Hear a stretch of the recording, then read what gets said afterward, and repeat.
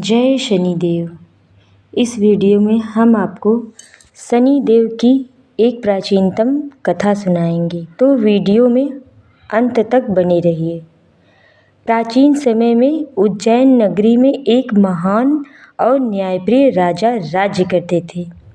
उनके राज्य में प्रजा बहुत सुखी रहती थी।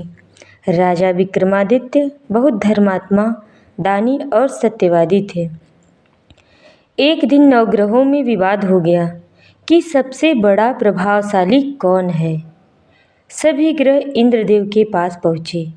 उन्होंने इंद्रदेव से पूछा, हम में से सबसे बड़ा और प्रभावशाली कौन है।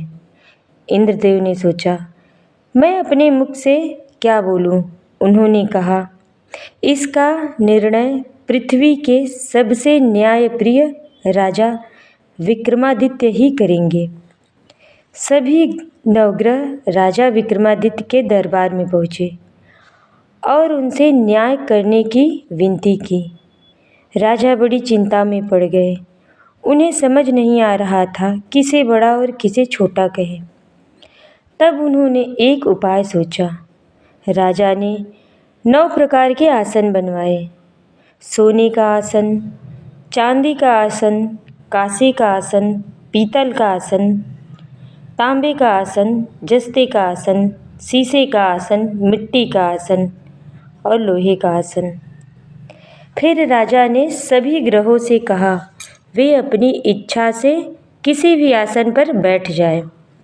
सभी ग्रह अपने अपने आसन पर बैठ गए। शनिदेव को लोहे का आसन मिला, जो सबसे पीछे था।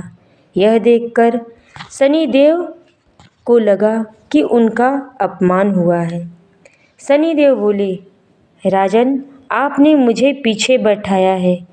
अभी आपको मेरी शक्ति का ज्ञान नहीं। जब मेरी दशा आपके ऊपर पड़ेगी तब आपको पता चलेगा कि शनि की दृष्टि कितनी प्रभावशाली होती है। राजा ने विनम्रता से कहा कि मैं न्याय के अनुसार ही व्यवस्था किया हूँ। कुछ समय बाद राजा विक्रमादित्य पर शनि की 7.5 शुरू हुई। धीरे धीरे उनके जीवन में कष्ट आने लगा। उनके राज्य उनसे छिन गए, धन समाप्त हो गया। उन्हें अपना महल छोड़ना पड़ा। राजा अकेले भटकते हुए दूसरे राज्य में पहुँचे। उन्होंने एक सेठ के यहाँ नौकरी कर ली। राजा ईमानदारी से काम करते थे, लेकिन शनि की दशा के कारण एक दिन सेठ के घर का कीमती हार गायब हो गया। शक राजा पर आ गया। राजा निर्दोष थे, लेकिन किसी ने उनकी एक बात नहीं मानी और उन्हें चोर समझ लिया गया। राजा को बहुत कष्ट सहना पड़ा। फिर भी उन्होंने भगवान और धर्म को नहीं छोड़ा। उन्हें जेल में डलवा दिया गया। उनके हाथ पैर कटवा दिए गए। समय बीतता गया, पर राजा ने धैर्य नहीं छोड़ा। एक दिन शनिवार का दिन आया। राजा ने सच्चे मन से शनिदेव को याद किया और प्रार्थना की, हे प्रभु, अगर मुझसे भूल हुई है तो मुझे क्षमा करें।